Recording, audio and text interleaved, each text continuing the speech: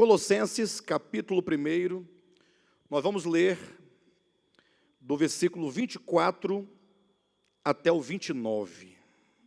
Agora me regozijo nos meus sofrimentos por vós e preencho o que resta das aflições de Cristo na minha carne, a favor do seu corpo, que é a igreja, da qual me tornei ministro, de acordo com a dispensação da parte de Deus, que me foi confiada a vosso favor, para dar pleno cumprimento à palavra de Deus, o mistério que estivera oculto dos séculos das gerações.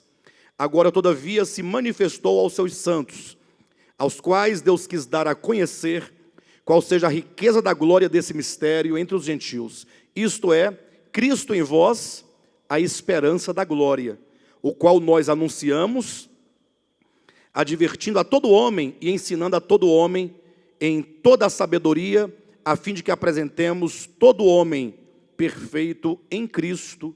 Para isso é que eu também me afadigo, esforçando-me o mais possível, segundo a sua eficácia, que opera eficientemente em mim. Glória a Deus.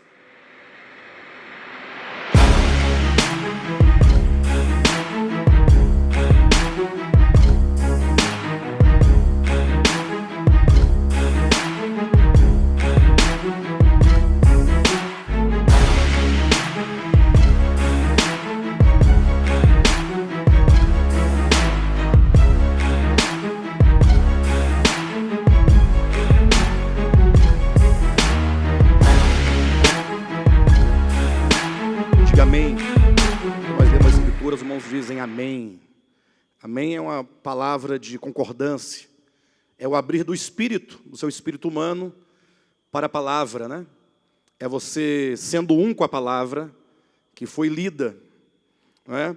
E chegamos agora, queridos, portanto, num ponto fundamental, porque depois que Paulo deu toda essa introdução acerca do conteúdo do Evangelho, Paulo, ele se apresenta como o ministro do Evangelho aos gentios. Lógico, não que haja ou que houvesse dois evangelhos, né? Mas é que Paulo, ele se apresenta como um homem que foi escolhido por Deus para dar o pleno cumprimento à palavra de Deus, ou que seja para trazer a revelação dessa graça ao mundo gentílico. E para tanto, Paulo, ele foi um homem escolhido por Deus. Os irmãos podem observar o versículo 24, ele diz claramente acerca do seu sofrimento. Ele fala do fato de ele preencher na sua carne os sofrimentos, as aflições a favor da igreja. O versículo 25 fala que ele se tornou ministro da igreja, de acordo com a dispensação que a ele foi confiada. Ele também diz então no versículo 29, que para isso ele se afatigava, esforçando-se para levar a cabo esse ministério. Então é importante falar um pouco para vocês acerca de Paulo, do encargo de Paulo, sobretudo do chamamento do apóstolo Paulo, de Paulo para o apostolado, assim como também do seu encargo e das revelações do evangelho que ele recebeu. Nós sabemos, queridos, que nós sempre partimos de um princípio, o princípio de que a verdade de Deus, ela só vem ao mundo de maneira clara, de maneira específica e, sobretudo, de maneira plena, somente com a encarnação do Cristo de Deus. Somente por ocasião em que o verbo se faz carne e habita entre os homens. É certo que não há nenhum demérito em relação ao Antigo Testamento ou aos primeiros 39 livros da Bíblia, a conhecida Bíblia hebraica, mas o fato é que há uma verdade fundamental que nós devemos sempre lembrar e a partir dela construir o nosso pensamento. É o fundamento de que ninguém jamais viu a Deus. A despeito de quão santos foram os homens do passado, de quão inspirados eles foram, ou de quanta revelação eles tiveram da parte de Deus, o fato é que ninguém, homem algum, jamais esteve com o Pai, jamais esteve nos céus com o Pai, e sobretudo jamais esteve no seio do Pai, no coração do Pai, para que pudesse falar aos homens com exatidão a vontade de Deus, a vontade do seu coração. Por isso que o apóstolo João, no seu evangelho, ele registra Aquelas palavras, salvo engano, palavras ainda de João Batista, que diz que a lei foi dada por intermédio de Moisés. A graça e a verdade, todavia, vieram por intermédio de Jesus Cristo. Então veja que a graça e a verdade vêm ao homem por meio de Cristo. Até então, tudo o que se falou acerca de Deus foi dito ainda de maneira rudimentar. Tudo o que foi dito acerca de Deus foi dito de maneira simbólica, de maneira profética, e usando um termo bastante que se encontra muitas vezes no Novo Testamento, em forma de sombras, né? Ou seja, não se pode definir com exatidão aquilo que Deus é a partir da lei e dos profetas. Cristo, portanto, quando ele veio ao mundo, nós sabemos que ele é o Filho de Deus, nós sabemos que ele é o Cordeiro de Deus, sabemos que ele é o pão da vida, e para cada uma dessas expressões ou faces da pessoa e da obra de Cristo, ou seja, são expressões que falam de aspectos da obra de Cristo, há uma que é muito pouco falada, é muito pouco apresentada, é o fato de que Jesus, ele é o apóstolo de Deus para nós. Hebreus capítulo 3, versículo 1, apresenta Cristo como o apóstolo e sumo sacerdote da nossa confissão. Ora, o que significa dizer que Cristo é o apóstolo? Alguém dirá, pastor, nós sempre ouvimos falar que Jesus teve 12 apóstolos, né, que ele trouxe para si 12 apóstolos. Agora, eu nunca ouvi dizer que Jesus seja apóstolo. Sim, Jesus teve 12 apóstolos porque ele escolheu 12 homens e os fez os seus enviados. Então, Cristo enviou os seus apóstolos, é o que lá no Apocalipse chamam de os apóstolos do Cordeiro. Todavia, Cristo, ele também é enviado. Ele é o enviado do Pai. Foi o Pai quem o enviou ao mundo para dar o testemunho da verdade, para ser ele a própria palavra encarnada, a palavra que revela, a palavra que comunica, a palavra que expressa, a palavra que ensina, a palavra que regenera o homem. Então Cristo, quando ele vem como esse arauto de Deus. Ele vem com uma voz de Deus. Ele vai testificar inúmeras vezes, né, dizendo, o Pai é maior do que eu, o Pai que me enviou, assim como o Pai que me enviou, expressões dele. Ele vai dizer, o meu ensino não é meu, e sim daquele que me enviou. Então, Cristo vem trazer a nós a revelação daquilo que Deus é, a revelação da vontade do seu coração. Ele vem revelar a nós o propósito eterno de Deus. Daí nós sabemos, então, que Cristo vem e ele começa a pregar a sua palavra, ele começa a anunciar o reino de Deus, por meio de parábolas, de ensinamentos claros, por meio de milagres, por meio de figuras. Entretanto, no decorrer do seu ministério, o Senhor, ele separa 12 homens para serem os seus apóstolos. O Pai envia o Filho. O Filho, vindo ao mundo, agora envia 12 homens. Lembram, bem no finalzinho do ministério de Cristo, quando Cristo aparece aos 11, agora Cristo já ressuscitado. Eu digo 11 porque Judas, ele traiu a Cristo e foi para o seu devido lugar, como diz a Escritura. Ele aparece então aos seus 11 apóstolos e diz, olha, assim como o Pai me enviou, eu também vos envio. E aí ele coloca uma expressão interessante, ele diz, aquele de quem perdoardes os pecados serão perdoados. E se vós retiverdes os pecados serão retidos. Daí que surgiu aquela má interpretação, ou má compreensão de que os sacerdotes do papado, ou que seja o colégio episcopal da Igreja Católica Romana, eles entenderam que, no caso, o padre, dentro dessa linhagem de bênção, a partir de Pedro, eles dizem, né, teria o poder de perdoar ou não perdoar o pecado. Eles colocam a igreja, enquanto o clero, teria o poder de perdoar ou não perdoar pecados. Inclusive, vocês viram agora, na semana passada, né, o Papa Francisco, ele trouxe de volta uma velha tradição da Igreja Católica Romana, que estava, salvo engano, desde 2006, que tinha acabado a tradição, por causa de um terreno. Eu não sei contar bem a reportagem, assim, os fatos detalhados, mas se fala de uma porta, da porta da igreja, que num dos dias do mês de agosto, ou seja, todo mês de agosto, não tenho certeza, Vocês podem pesquisar, vão encontrar isso com facilidade. Só procurar pelo Google e ele vai te mostrar. Eu li essa reportagem rapidamente aqui na semana passada. O irmão me mostrou. E diz que quem passa naquela porta, naquele dia específico da igreja, ou que seja durante aquele mês, salvo engano, ou é o dia ou é o mês, o fato é que a pessoa que passa tem os pecados perdoados, de modo que ele adquire, ele ganha agora a sua indulgência eterna. É o salvo-conduto eterno. Você agora está totalmente absorvido porque passou na porta, ou pela porta. Sim, chega a ser um absurdo. Alguém com tanta boa fé, a gente entende que há muita boa fé das pessoas, mas acreditar em algo que não faz nenhum sentido real, uma vez que não é possível que nenhuma pessoa da terra, em nenhuma religião sequer, receba qualquer graça de Deus por qualquer tipo de ritual ou de sacramento meramente humano. Nós sabemos que a verdade é uma pessoa, a realidade é o próprio Deus, que habita o homem, e, portanto, tudo o que se pode experimentar está no reino de Deus e dentro do homem. É um dom da graça divina e só pode ser tocado mediante a fé nessa graça que já está outorgada para todos os homens no reino de Deus, no espírito humano. Mas, tudo bem.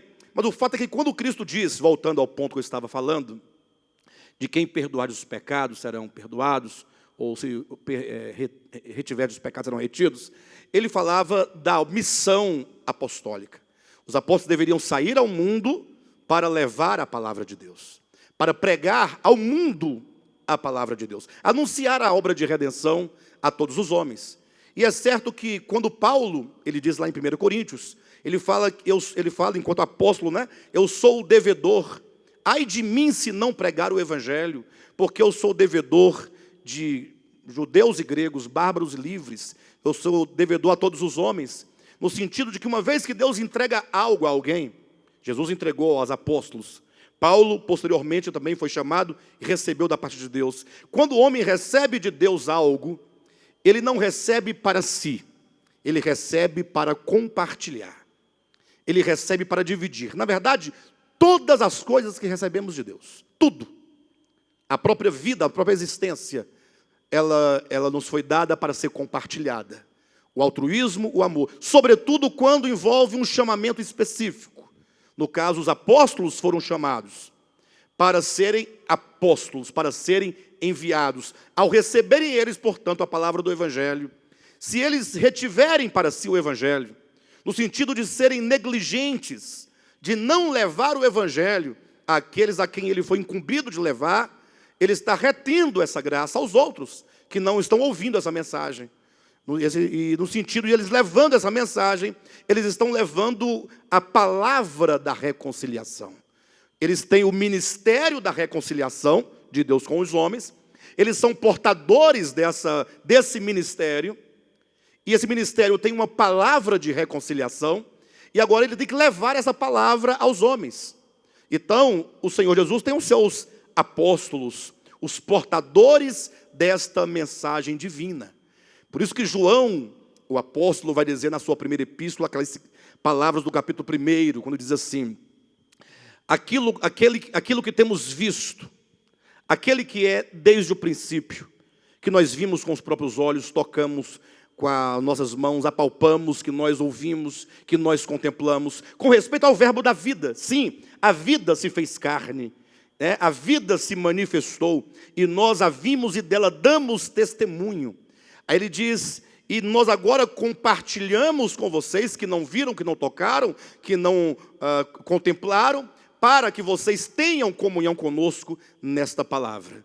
Então veja como que existe como que um fio condutor da verdade, o Filho trazendo diretamente do seio do Pai, sem nenhuma intermediação, e aí traz à terra, traz aos homens, prega, entrega aos homens, aos 12 apóstolos, para que eles levem agora a toda a terra. Nesse processo, vocês sabem que agora envolve o problema do homem, né? Sabe que quando entra o fator humano, não me refiro ao Cristo de Deus enquanto o Deus encarnado, enquanto o homem Jesus, mas eu falo aos apóstolos de Cristo mesmo, há uma série de fatores que devem ser levados em consideração Uma delas é a limitação humana. Aqueles a quem Cristo originalmente chamou, eles tiveram uma compreensão da verdade. Sim. Eles receberam a revelação da verdade. Sim. Tanto é que eles nos legaram, né, alguns evangelhos, algumas epístolas. Mas a verdade de Deus, ela é muito densa. Ela é muito profunda.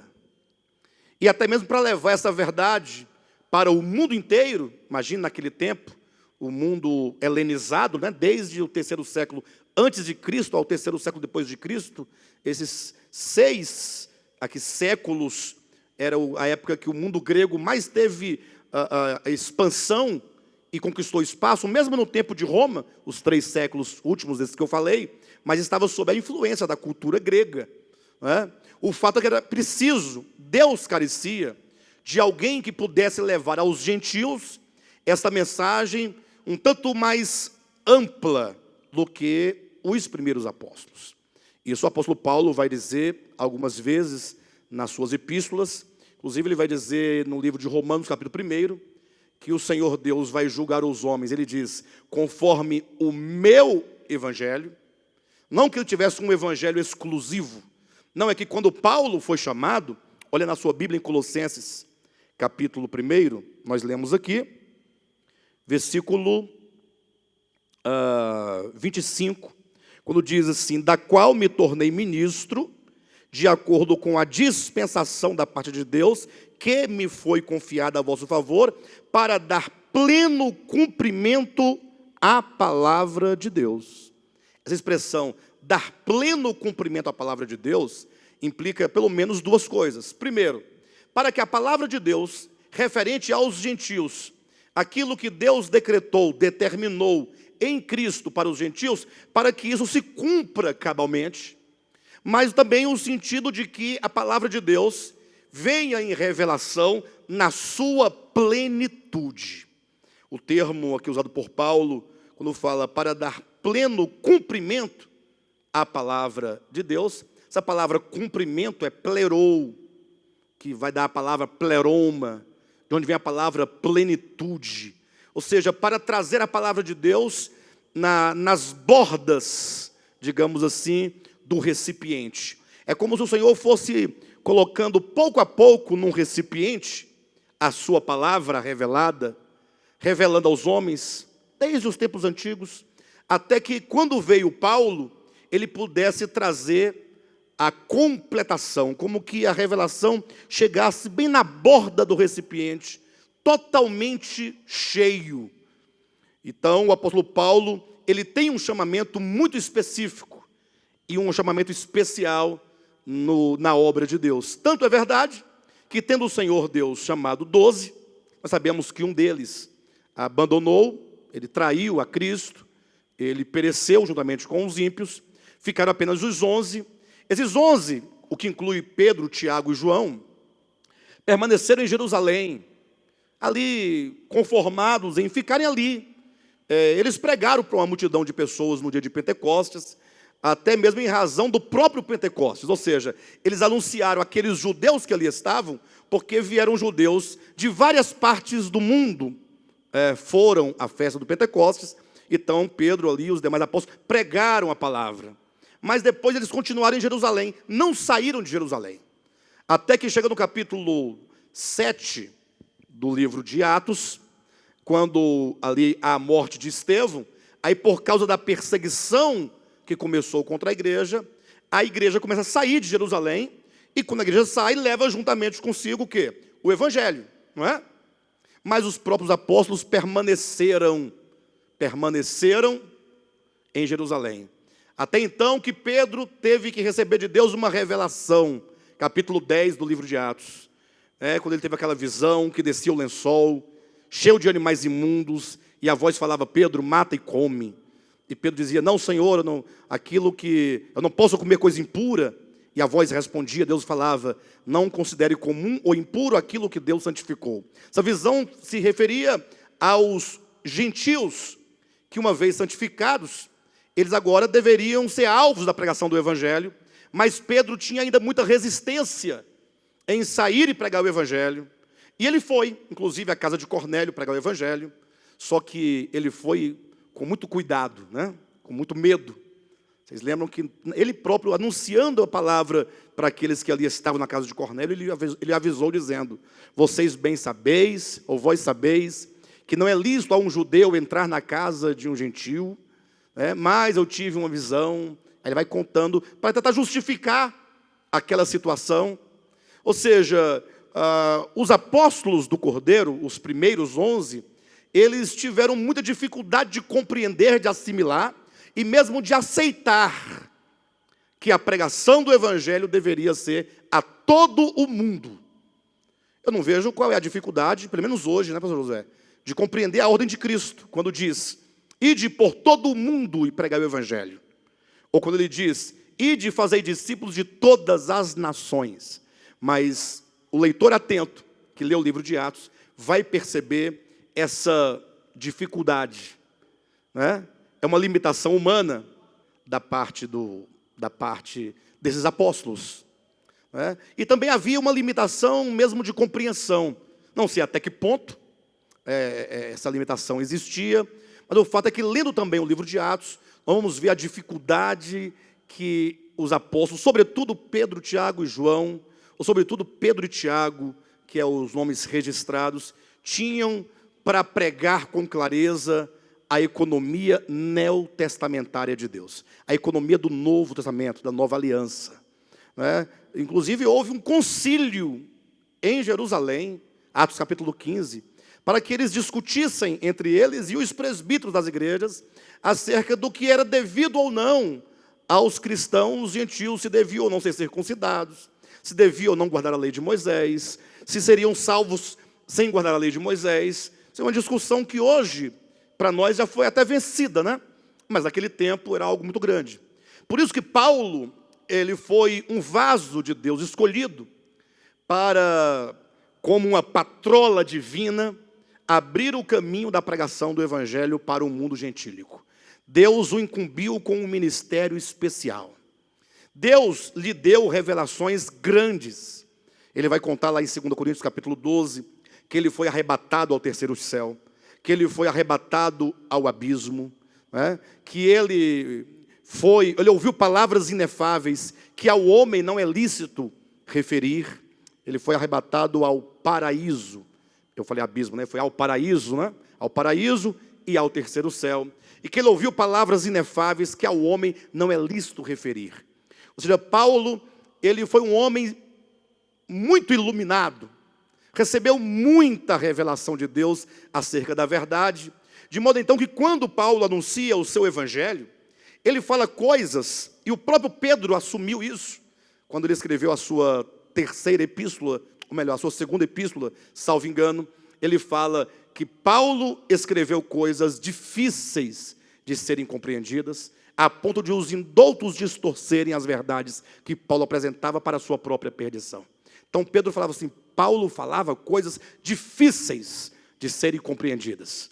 Então Paulo, ele é esse vaso escolhido de Deus, para trazer a plena revelação de Deus, trazer o esclarecimento, nesta era, nessa dispensação.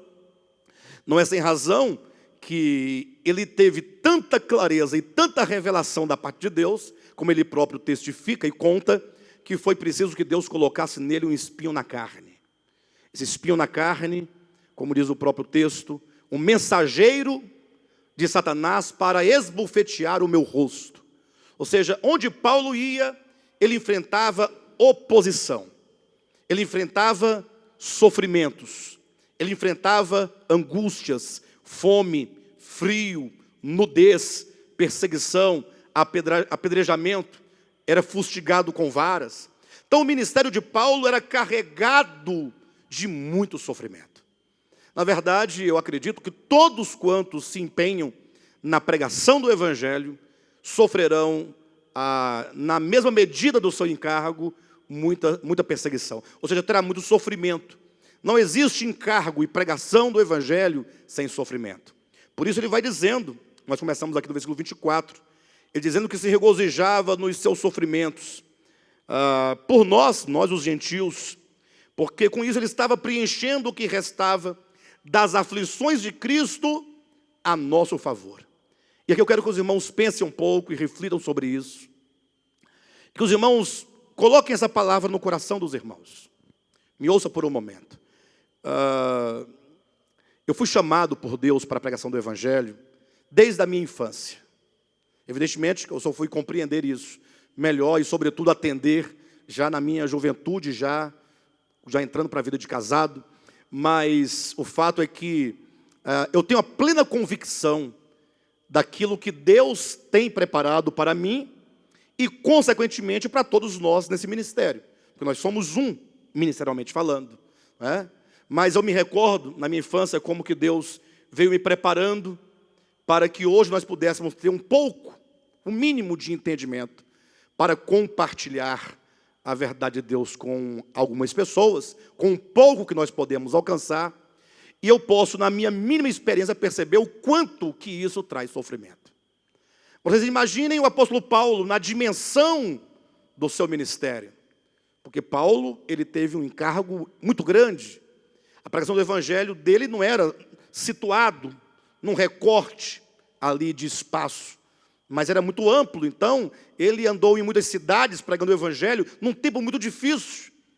Então, todos nós, o apóstolo Paulo em maior medida, nós aqui em menor medida, mas tendo a ciência, primeiro, de que o Senhor levanta homens e mulheres para a pregação do evangelho.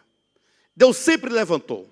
Deus sempre tem, sejam apóstolos, sejam, como diz, evangelistas, sejam pastores e mestres, sejam homens comuns, que não tenham, talvez, ainda nenhuma desses encargos bem definidos, mas que tenham o encargo no coração de pregar o evangelho, não importa.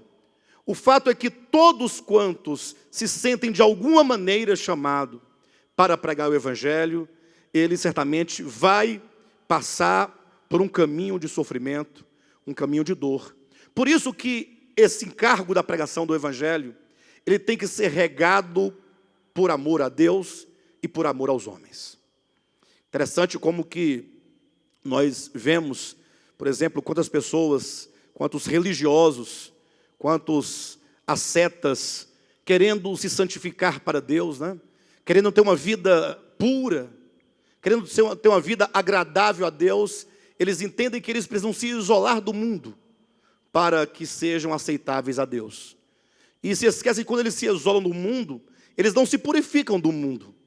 Porque o mundo do qual eles estão fugindo é o mundo habitável dos homens. Ele está querendo um lugar em que as pessoas não estejam. E ele não sabe que o mundo que deve ser aborrecido não é o mundo dos homens, mas é o mundo das trevas que habita o coração e a consciência de todos os homens. Então a pessoa pode fugir para uma montanha mais distante, está lá isolado, sozinho, o mundo das trevas estará dentro dele, que é a consciência das trevas, é a consciência do ego, que dentro dele, a sua própria grandeza enquanto um santo pode servir, ou pode ser o seu grande orgulho, e portanto o seu grande pecado, e portanto o seu mundo, o mundo da egolatria, o mundo da projeção de si mesmo, de se sentir o melhor dos homens em razão do seu afastamento. E se esquece que muito mais útil seria um santo no meio dos homens, influenciando os homens.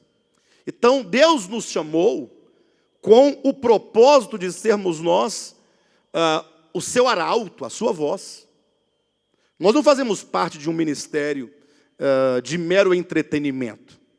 Nós somos um ministério que, como nós bem declaramos desde sempre, é uma voz profética, uma voz que proclama, uma voz que anuncia, uma voz que convida os homens à pregação do evangelho, a ouvir o evangelho, uma voz que anuncia o evangelho aos homens, uma voz que ensina os homens, que corrige os homens, que admoesta os homens e que, sobretudo, como diz aqui no versículo 28, o qual nós anunciamos, advertindo a todo homem e ensinando a todo homem em toda a sabedoria, a fim de que apresentemos todo homem perfeito em Cristo.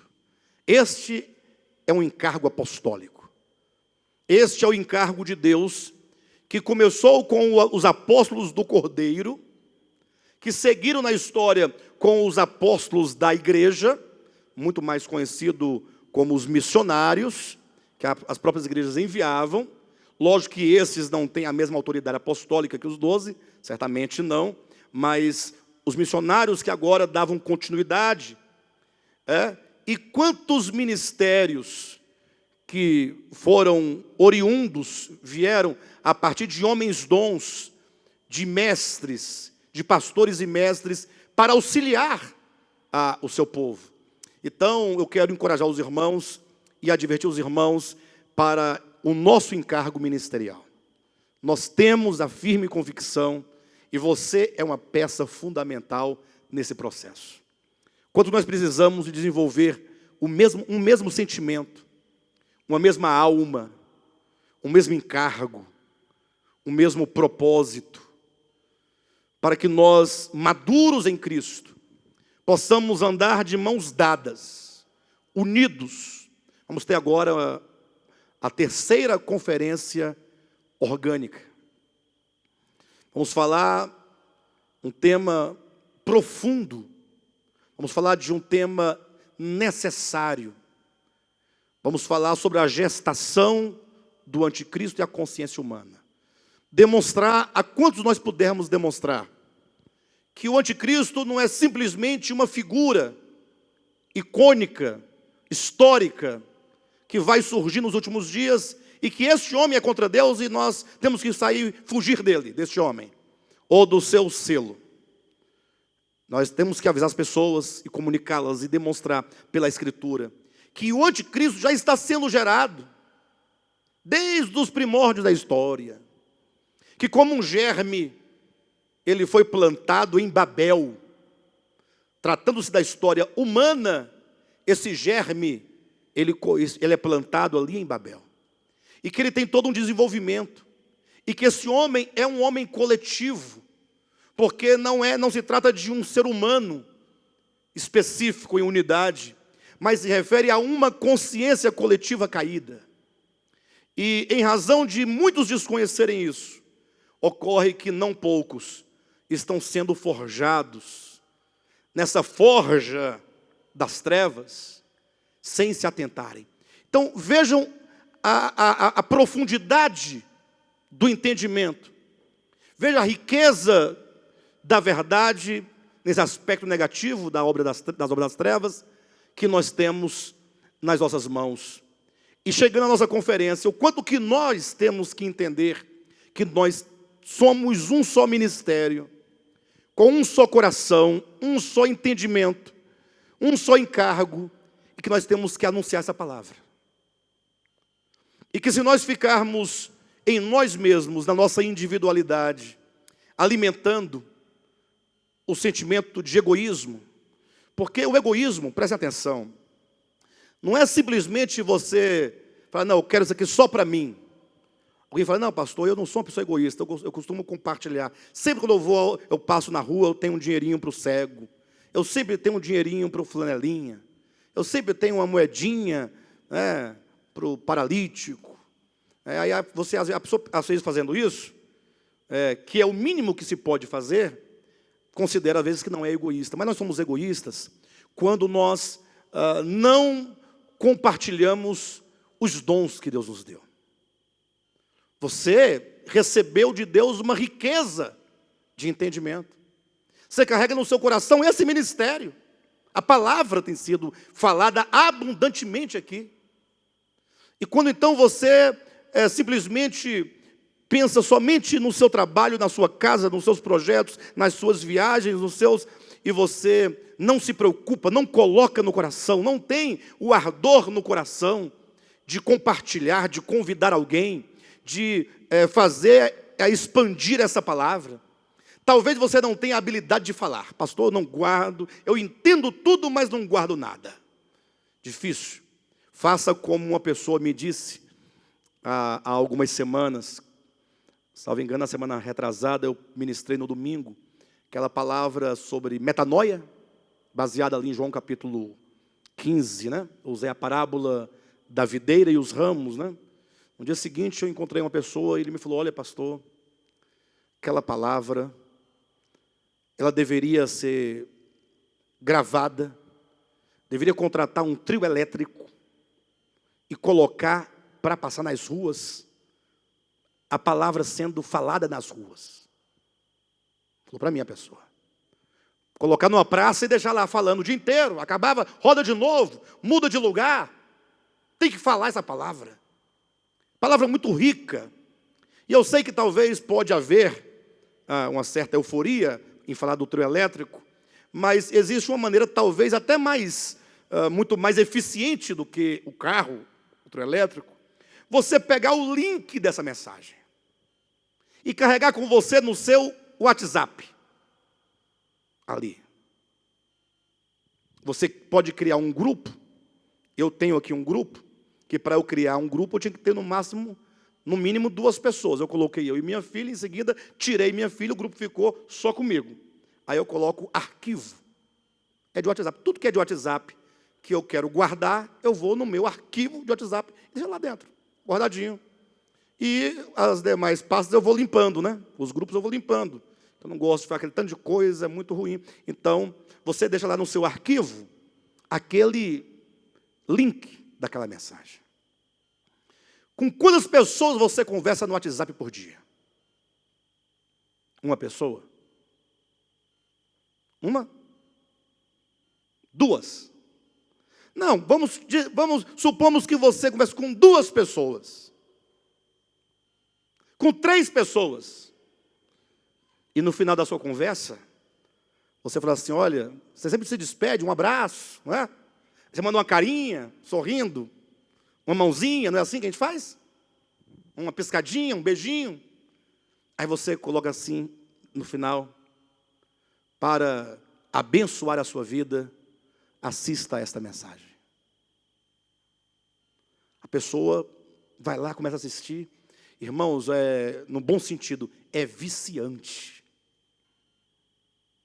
Quantas e quantas pessoas não me deram o testemunho: pastor, eu comecei a ouvir suas mensagens no YouTube e não consegui mais parar. Quantas pessoas diariamente não me falam isso? Pessoas que estão sendo abençoadas.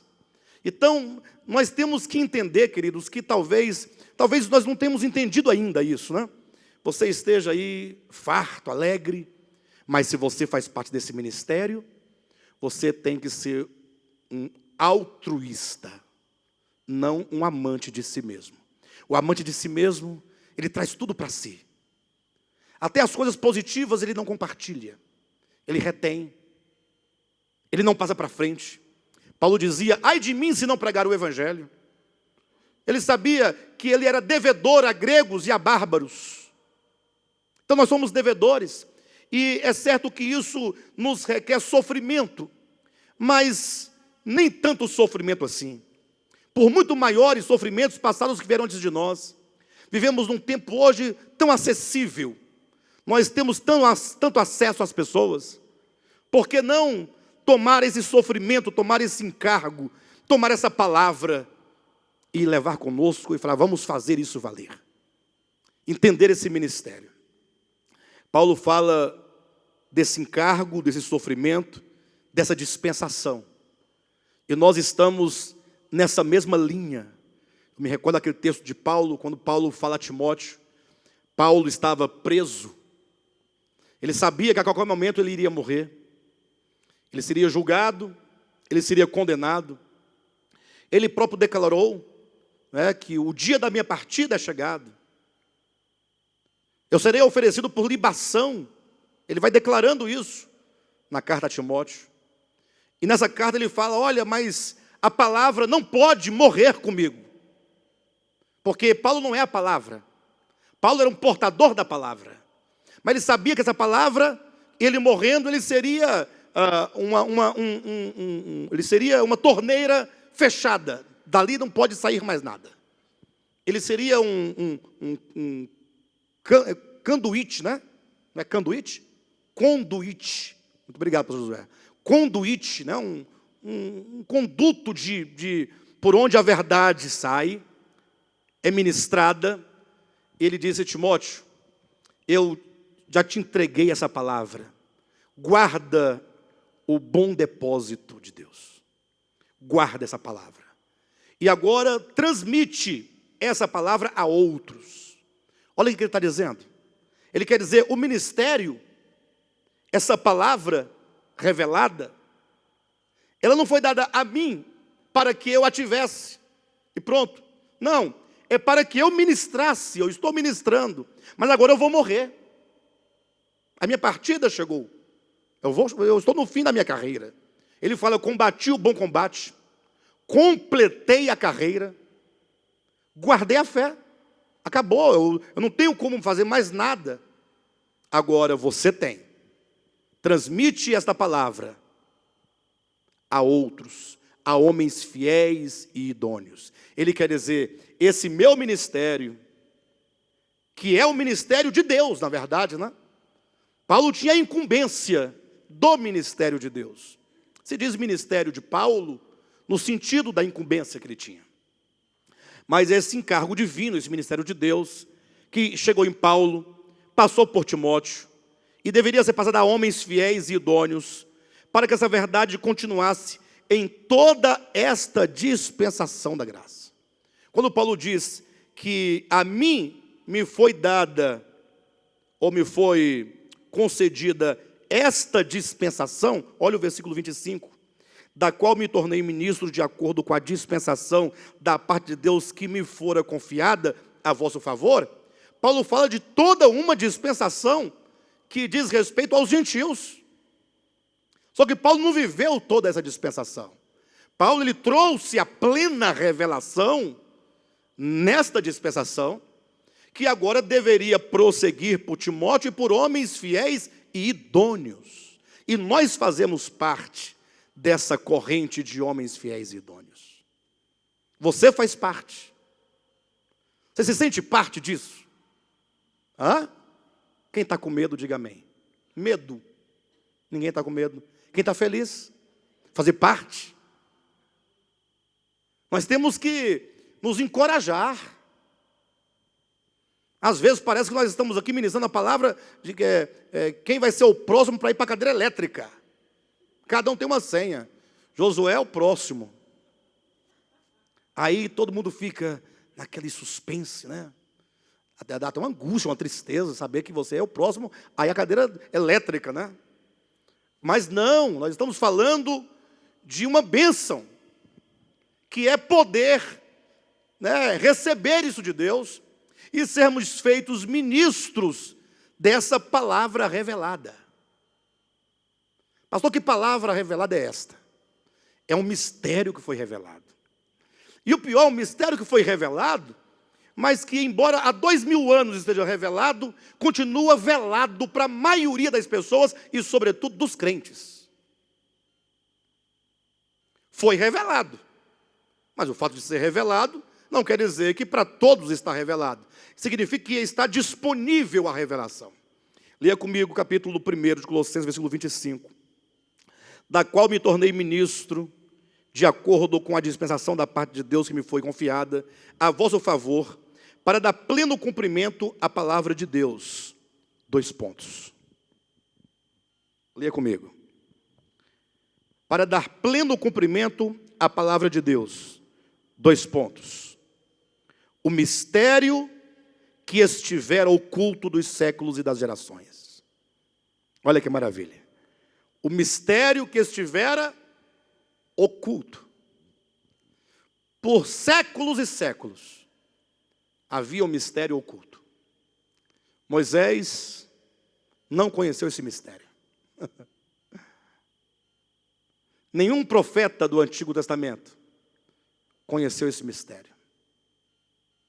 Nenhum dos reis de Israel, nem Davi, o grande rei de Israel, o homem segundo o coração de Deus, conheceu esse mistério.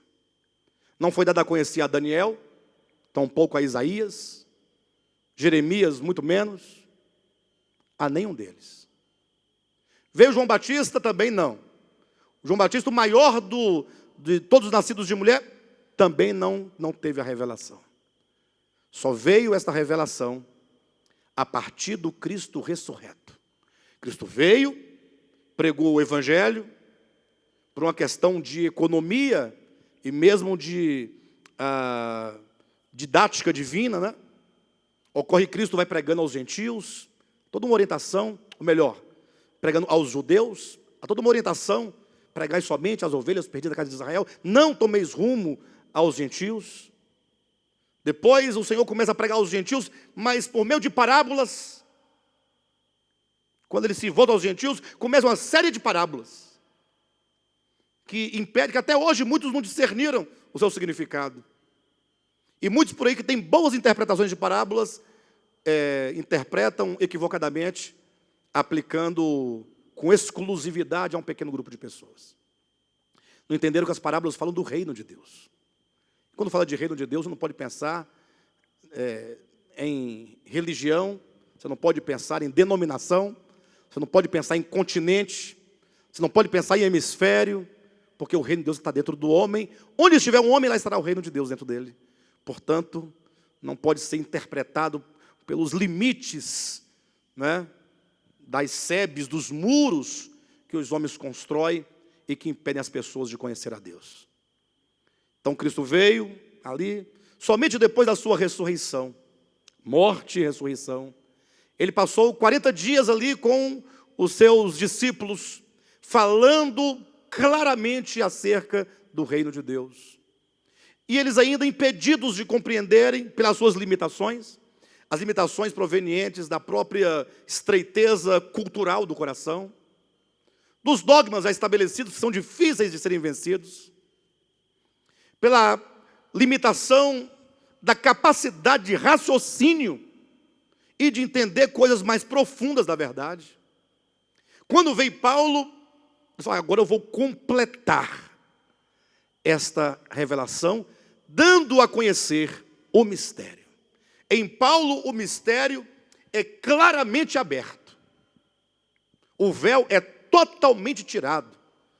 Então você vive numa era em que o mistério está revelado. Estando você nessa era do mistério revelado, você teve a revelação do mistério. Muitos não tiveram. Continuamos. Versículo 26. O mistério que estivera oculto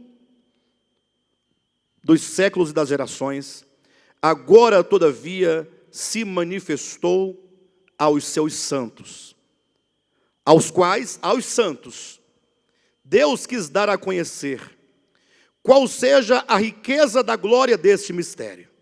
Então Deus quis dar a conhecer aos santos essa revelação. E o que Deus quis dar a conhecer aos santos? O que Deus quer que os santos compreendam? Que mistério é esse, oculto, que é revelado aos santos, para que os santos então conhecessem a riqueza da glória desse mistério. Esse mistério tem uma riqueza de glória. Que riqueza de glória é esta? Que revelação é essa? Cadê essa riqueza e cadê esta glória? Aí ele diz, isto é Cristo em vós. Em vós quem? A igreja? Leia comigo, versículo 27. Vamos ler. Leia devagarzinho comigo, com atenção. 26. O mistério que estiver oculto dos séculos e das gerações, agora, todavia, se manifestou aos seus santos, aos quais, aos seus santos, Deus quis dar a conhecer qual seja a riqueza da glória desse mistério entre os gentios. Deus quis dar a conhecer a riqueza da glória entre os gentios. Quem é? Entre quem? Entre os gentios. Qual é a revelação? Cristo em vós. Paulo está falando aos colossenses. Paulo está falando aos gentios. Está dizendo, quando Deus criou o homem, deixe-me colocar de uma maneira melhor. A visão prevalecente até então era que o povo de Israel era um povo eleito, separado, único, exclusivo, e que eles eram um povo santo. Um povo de Deus, que tinha o Espírito de Deus, que tinha a lei de Deus, o templo de Deus, que tinha tudo de Deus, e que ninguém mais dos homens tinha mais nada. Aí Paulo diz, não, Cristo em vós, Cristo no homem, Cristo também nos gentios, Cristo habita os homens de uma maneira geral. Cuidado, porque a compreensão dogmática acerca da regeneração e do novo nascimento, que é basicamente comum no movimento protestante e evangélico, é de que só tem o Espírito de Deus, é que só tem o Espírito de Cristo aqueles que receberam a Jesus Cristo como seu Salvador pessoal. Eles dizem, o homem não tem o Espírito de Deus. Eles dizem, não tem. Quando você aceita Jesus, o Espírito Santo vem habitar você.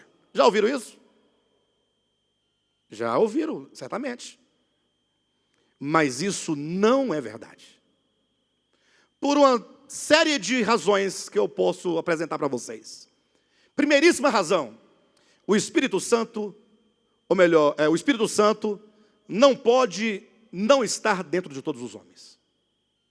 Se tem uma coisa do qual ele está impedido, é de estar presente em todos os homens. É de não estar presente em todos os homens. Falei certo? Ele está presente de não estar. Né? Ele está privado, ele não pode não estar. Ele não pode não estar dentro de todos os homens. Mas pastor, por qual motivo? Como assim? Não estou entendendo. Deus está dentro, o Espírito de Deus está dentro de todos os homens, mas é lógico. Eu pergunto para vocês, Deus é infinito? Entenda infinito, uma linguagem da matemática, mas entenda na linguagem teológica, Deus é onipresente? Sim. Deus enche todas as coisas?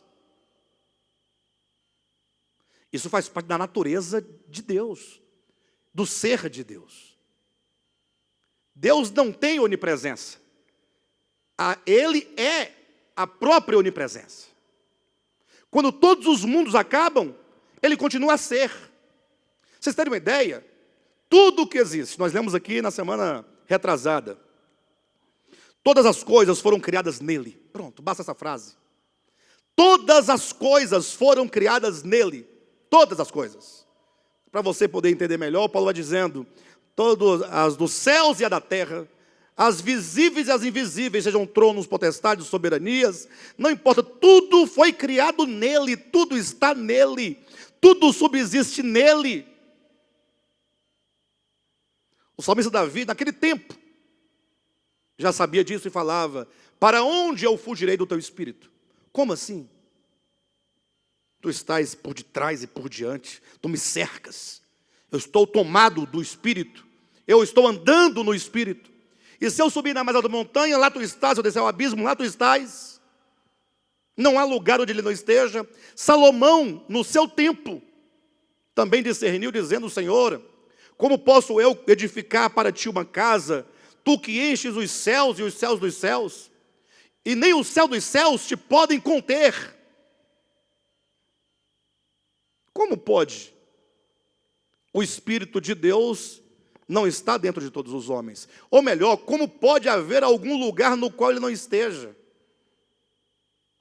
Eu sei que o dogma da tradição é forte. E muitos não aceitam o que eu estou dizendo. E não aceitam pelo orgulho de pensar que somente eles são filhos de Deus. Eles querem dizer, nós somos filhos de Deus. Vocês não são filhos de Deus. E o pior é que na prática, na vida concreta, não há nenhuma diferença real. Se brincar, você vai encontrar diferença para melhor naqueles que não são. Ou melhor, que segundo eles, não seriam filhos de Deus. Que tem de gente dizendo que só ele é filho de Deus e não paga o que deve. Mas é filho de Deus, eu não estou dizendo que ele não é. Mas como ele pode dizer que o outro não é, se ele sendo e dizendo que só ele é, descumpre uma coisa tão básica de pagar o que deve. Eu não estou falando nem compartilhar com o pobre, porque aí já é muita generosidade. Eu falo da obrigação moral e ética de pagar o que é do outro. Tem muito crente por aí que está roubando clipe. Aqueles clipes de papel, caixinha, trabalho, na bolsa. Bobagem. É R$2 uma caixinha daquela. Mas a pessoa tem que levar. Tem que levar alguma coisa. Mas aí diz, não, nós somos filhos de Deus. Os outros não são. Há uma contradição enorme. Mas vamos nos deter aqui nas questões que eu estou colocando, que não é possível que o Espírito não esteja em todos os homens, como não é possível que ele não esteja, que ele não estivesse em todos os lugares. Ele está em todos os lugares, em todas as pessoas. Rapidamente, para tirar essa dúvida, leia comigo Isaías, capítulo 42. Cristo em vós, a esperança da glória. Capítulo 42, versículo 5. Assim diz o Senhor. Assim diz o Senhor. Assim diz Deus, o Senhor, que criou os céus e os estendeu, formou a terra e tudo quanto produz. Diga comigo, que dá fôlego de vida ao povo que nela está. E que dá o Espírito àqueles que aceitam a Jesus. Não é, tem que ser. Tem que ser. Não é assim? Está errado. Então vamos ler corretamente. Tá bom? Eu faço assim, irmão, para os irmãos sentirem o impacto. Tem que sentir o impacto. Versículo 5.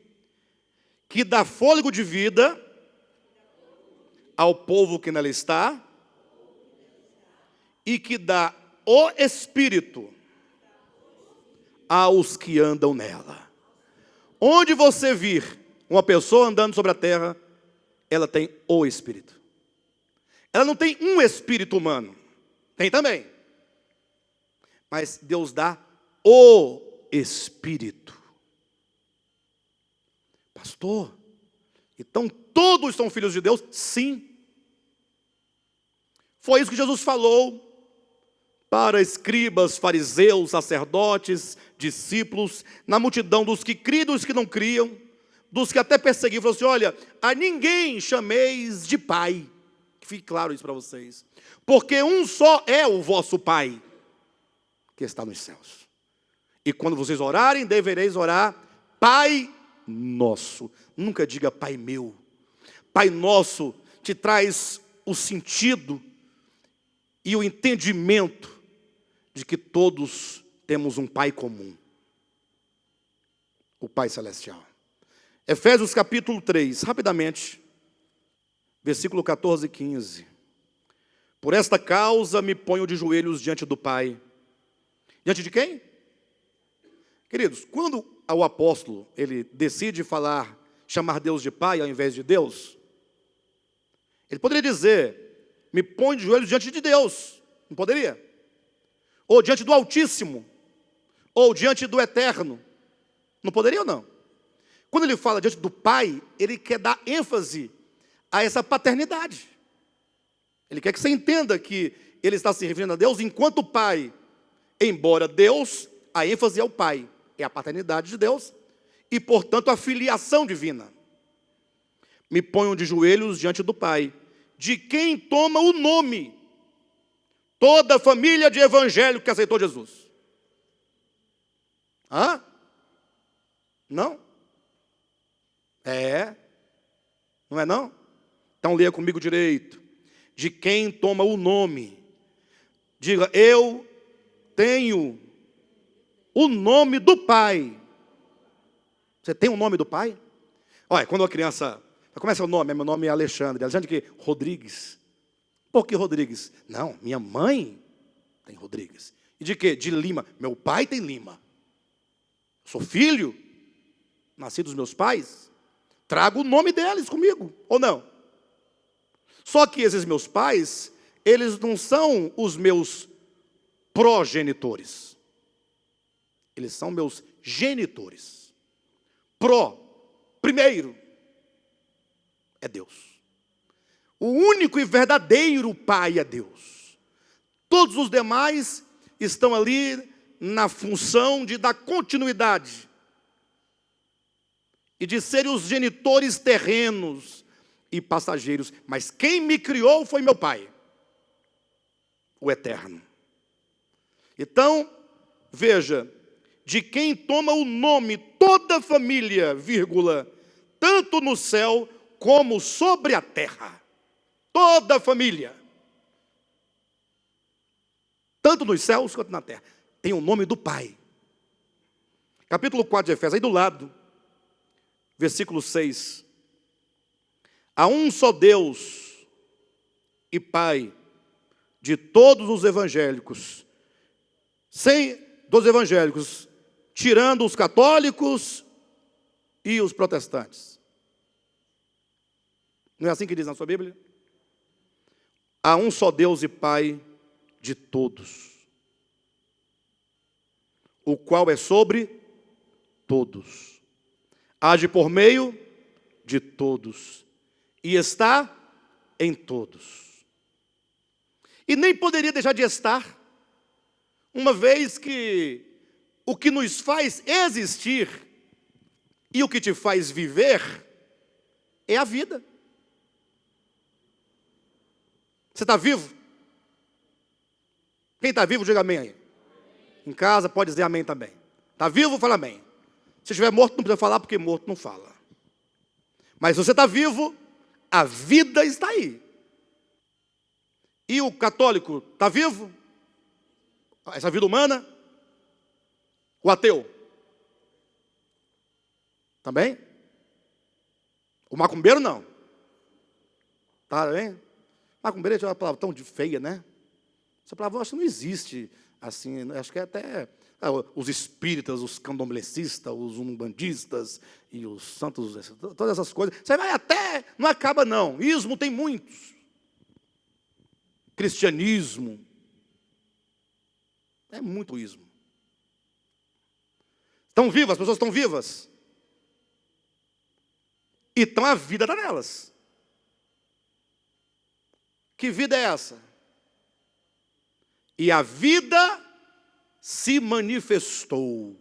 1 João, capítulo 1, versículo 2. João falando, e nós a vimos, e nós tocamos a vida, nós contemplamos a vida, nós ouvimos a vida, que é o verbo da vida, que é o Logos divino. No princípio era o Logos estava com Deus, o Logos era Deus. Todas as coisas foram feitas por intermédio do Logos, e sem o Logos, nada do que foi feito se fez. E a vida que está em você, estava nele. A vida que é ele próprio agora, está dentro de você. Te faz existir. Por isso que é dito que todos nós vivemos nele. Nos movemos nele. Existimos nele. Não tem como não estar. Pastor, mas não é dito na Bíblia, quem crer e for batizado, ou aquele que receber a Cristo, receberá o poder de ser feito filho de Deus? Sim. Só que aí nós tropeçamos radicalmente. Nós, os brasileiros, vamos colocar nesses termos, os leitores da Bíblia em língua portuguesa, no problema da tradução. Gente, o quanto que a tradução é coisa séria. Séria. Estava vendo um texto agora, semana, tinha visto antes, mas me veio agora de novo, aí eu até postei para os pastores, não sei se o pastor José viu, uma coisa simples, tradução, para vocês entenderam a questão. Quando aquele centurião chegou para Jesus e falou assim, olha, não precisa ir à minha casa para comer o servo, não. Ele falou assim, eu vou lá. Falou, não precisa, não sou digno de que entreis na minha casa. Aí na nossa Bíblia diz aqui em português, mas fale apenas uma palavra e o meu servo será curado. Alguém observou que essa palavra, esse termo, palavra, seja no grego ou no latim, Você sabe que no latim e no grego tem alemão também, e outras línguas, tem declinações e casos. Questão gramatical. Na língua portuguesa nós não temos os casos nem as declinações, mas essas línguas possuem. E para que servem as declinações e os casos? Para identificar a função da palavra dentro da oração. Aquilo que nós chamamos aqui de objeto direto, ou que seja objeto indireto, se chama lá no latim, ou caso dativo. Pensem comigo. Que quer dizer, não diz, diga apenas uma palavra, seria objeto direto. Mas diga a palavra. Diga ao Logos. Diga ao Cristo. E o meu servo ficará curado. Você lendo no grego ou no latim, ambas as línguas, que são próximas, né? O grego, que é a língua original que foi escrita o Novo Testamento, e o latim, que foi a primeira tradução, que é a Vulgata. Diga a palavra. Diga ao Cristo. Em outras palavras, ele via ali um homem, Jesus de Nazaré, simples homem, diante dele. Eu vou lá curar. Fala, não, Jesus de Nazaré. Eu sei que tu, Jesus, estás aqui, não pode estar lá. Homem, nascido de Maria, tem que descer. Mas tu és o Cristo encarnado neste homem, não é? E esse Cristo aqui é o Cristo lá. Está lá. Jesus, homem, diga ao verbo, cura, e ele estará curado. Simples. Simples, simples. Mas uma questão de tradução, ó. Um problema de tradução. Quando você vai traduzir, tem um problema. Você pega lá o termo lá, por exemplo, em João 1,12, que é o texto citado. Aquele que o recebeu, deu-lhes o poder de serem feitos filhos de Deus. Primeiro, poder ali não vem da palavra dinamis ou dunamis, de onde vem o termo dinamite. Não é poder, força. Nenhuma força. Ali está falando, deu a autoridade. Você recebeu, aquele que recebe a Cristo, quando crê no Evangelho, ele recebe a autoridade de filho. Ele sempre foi filho. O filho da parábola, o filho pródigo, saiu de casa, deixou de ser filho organicamente, mas ele perdeu a posição de filho. Perdeu a autoridade de filho. Perdeu o lugar de filho. Ele perdeu todos os benefícios da filiação. O cuidado. Não perdeu? A casa do pai. Ele saiu. Foi para uma terra distante. Estava lá como um não filho, embora fosse filho. Quando ele volta, o pai diz, não, vamos devolver a ele essa posição? Como? Sandália nos pés, veste nova, anel no dedo. É a dignidade, as sandálias. A razão porque Cristo o elogiou diante de todos, dizendo, está aqui um gentil. Esse tem mais fé do que vocês tudo junto. E fé não é somente, vai lá, eu acredito, vai dar certo. Não, fé é tocar, é perceber, é conhecer, experimentar. Isso é fé. Ou seja, ele não estava assim, não, vai lá que vai dar certo, eu acredito que vai dar certo. Não tem nada disso. Isso aí chama-se fezinha. Quem joga na loteria sabe. Vamos fazer uma fezinha? Né, para jogar ali para ver, não, vai dar, ganhar nem um terno, uma quadra. Mas fé não, fé é orgânico. É a convicção, é o fundamento. É a experiência do ser espiritual.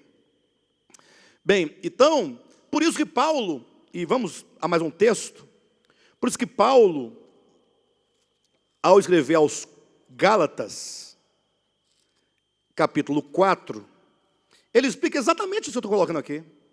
Exatamente isso. Versículo 1, 4, 1 em diante. Digo, pois, que durante o tempo em que o herdeiro é menor, em nada difere de escravo, posto que ele é senhor de tudo. Então, simples o texto. O herdeiro é o filho. Porque só pode ser herdeiro se for filho. Quem não é filho não é herdeiro. Concorda ou não? Então ele faz uma metáfora para nós entendermos. Enquanto o tempo em que o herdeiro é menor de idade, o que nós amamos aqui de menor, né? O que o correto seria menor, né? O fulano é menor, mas a gente fala, o fulano é de menor. Pra vocês entenderem o que eu estou falando. Quando o herdeiro é menor, em nada difere de escravo. Ele é filho e é herdeiro, mas ele e o escravo estão do mesmo jeito. É filho, mas não está na posição. Ó. E não tem a autoridade para exercer influência como filho. Ah, mas é herdeiro e é filho. Sim, eu sei, mas é porque ele é menor. E quando é menor, o que acontece? Versículo 2. Mas está sob tutores e curadores, até ao tempo pré-determinado pelo pai. Portanto, ele é filho.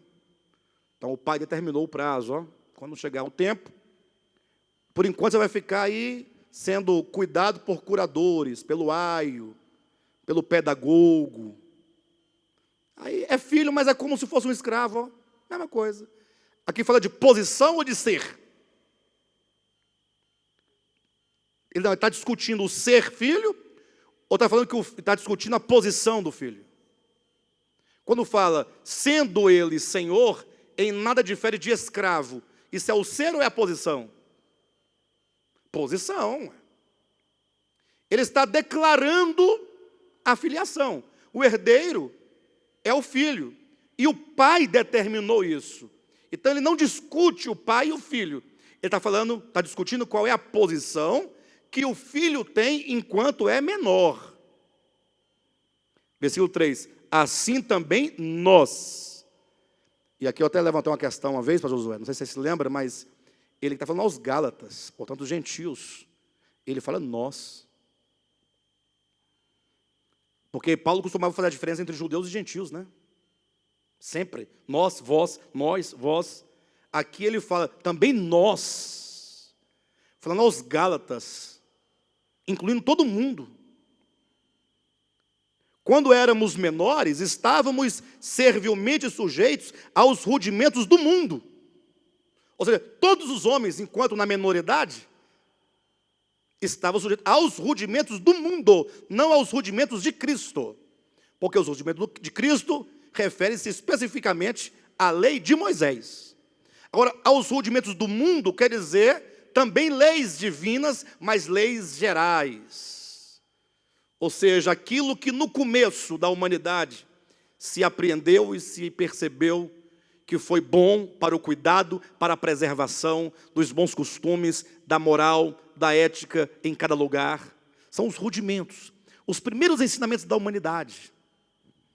Ele fala, vindo, porém, à plenitude do tempo, Deus enviou seu Filho, nascido de mulher, Cristo nascido sob a lei, para resgatar os que estavam sob a lei, para tirar o homem debaixo desse serviço coercitivo da lei, para tirar o homem dessa condição de que só pode acertar, ou só é capaz de fazer alguma coisa certa, se tiver subordinado a uma lei, um aio, um tutor, uma vara de ferro nas costas dele.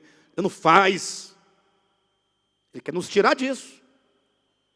Esse tipo da coercitividade, da lei, do dever fazer, é do tipo de menoridade. Paulo está ensinando isso. Ele quer nos tirar de debaixo dessa lei. Para quê? O que vai acontecer conosco agora? Aí ele diz, a fim de que recebêssemos a adoção de filhos.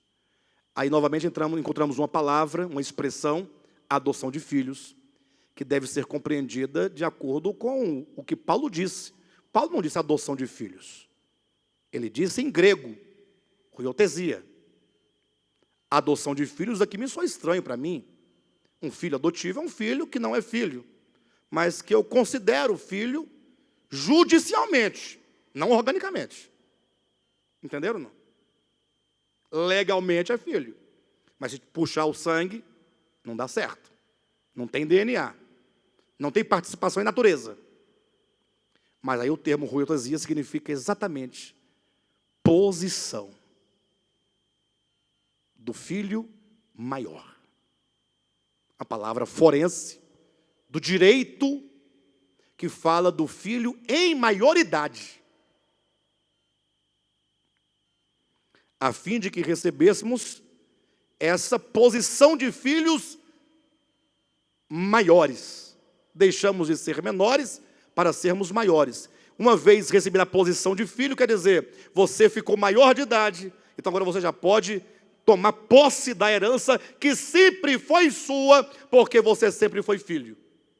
Pastor, não coloque a palavra no texto, que o texto não diz. Então tá bom. Versículo 6. E porque vós não éreis filhos, enviou Deus ao vosso coração o Espírito do seu Filho que clama, Abba, Pai. Não? E porque sois filhos. É um fato. O que Deus fez? Enviou ao seu coração, ao coração do Filho. Enviou o quê? O Espírito do seu Filho ao seu coração.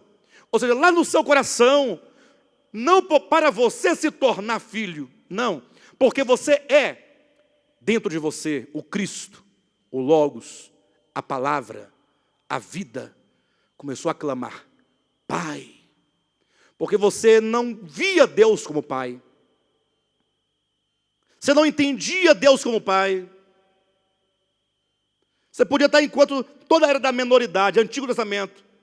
Yahvé, é bom Yahvé, não é ruim. É Jeová, tá bom, também é bom. É o Shaddai, bom também. E tem um tanto de nomes lá, né?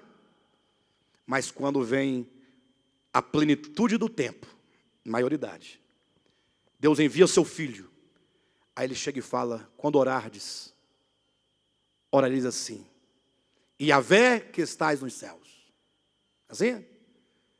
Deveis dizer, Pai. Essa revelação ocorre no coração dos filhos. Quando, portanto, eu clamo, Pai, é porque eu recebi o Espírito do seu Filho. Ou seja, o Espírito do Filho de Deus, que é Cristo. Esse tem o total conhecimento de Deus como Pai. E eu não tenho. Então ele vem no sentido de me fazer ver, experimentar, perceber, conhecer que Deus é Pai. Aí ele clama, Abba, Pai, dentro de mim. Porque sou filho.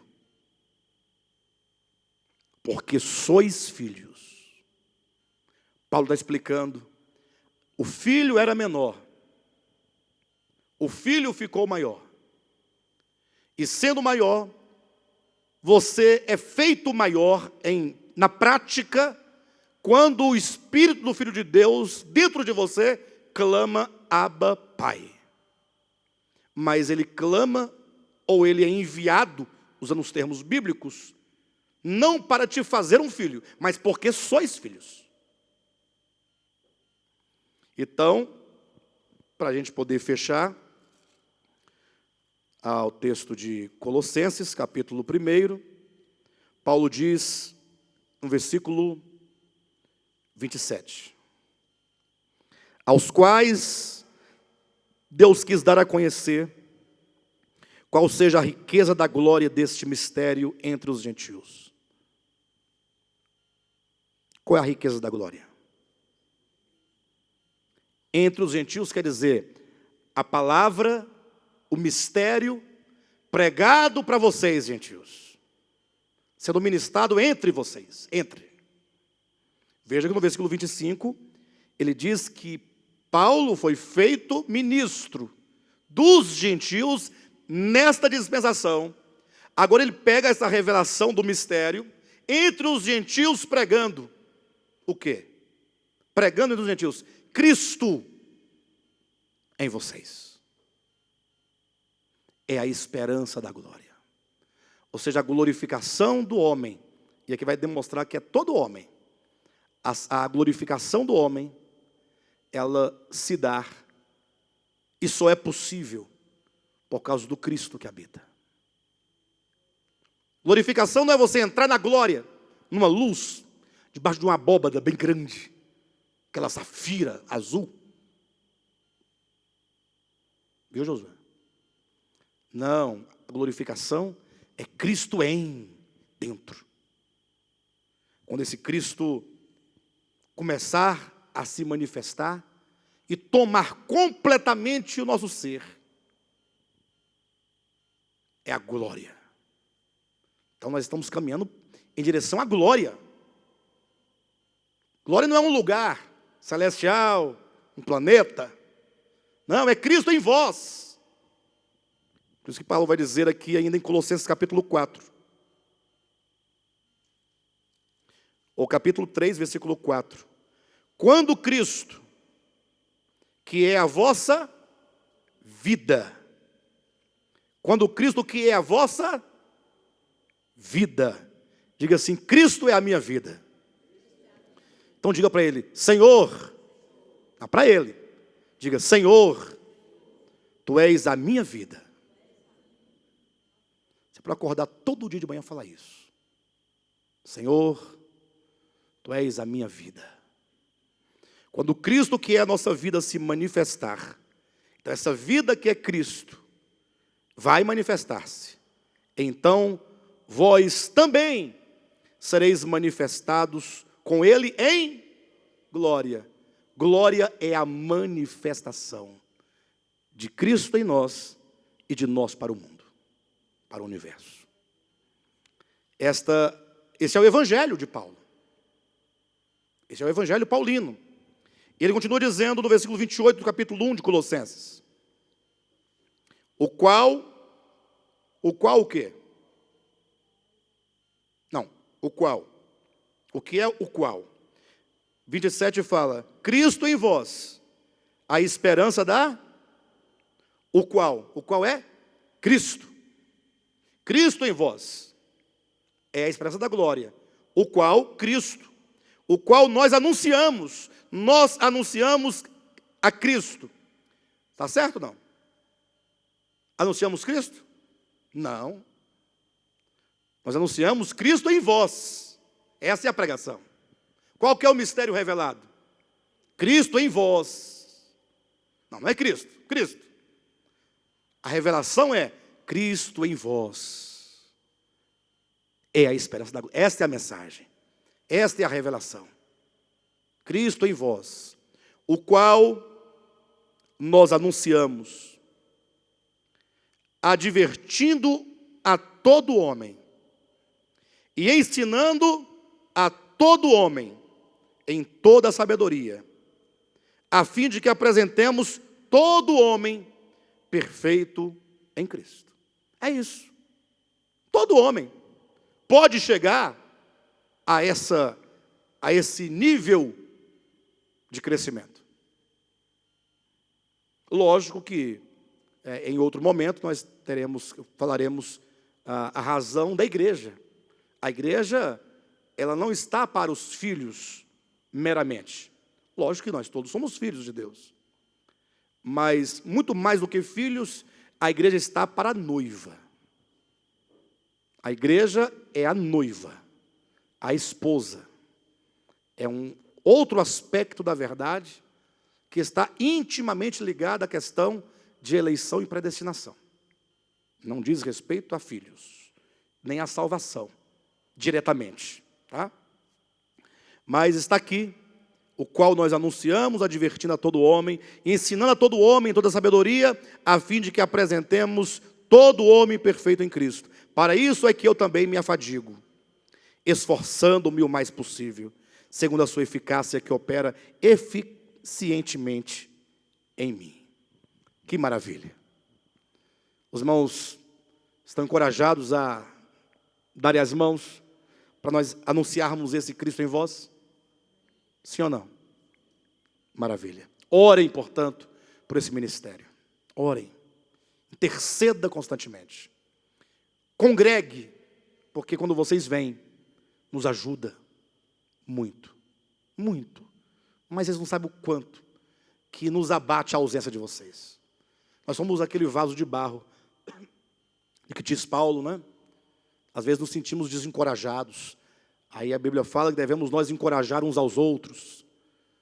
Encorajar uns aos outros a permanecer firmes. Não deixeis de congregar, antes exortemos uns aos outros. Quanto mais vedes que o dia se aproxima. Então, e vamos pregar o Evangelho. Anunciar o Evangelho. De todos os meios, para a glória de Deus. Amém?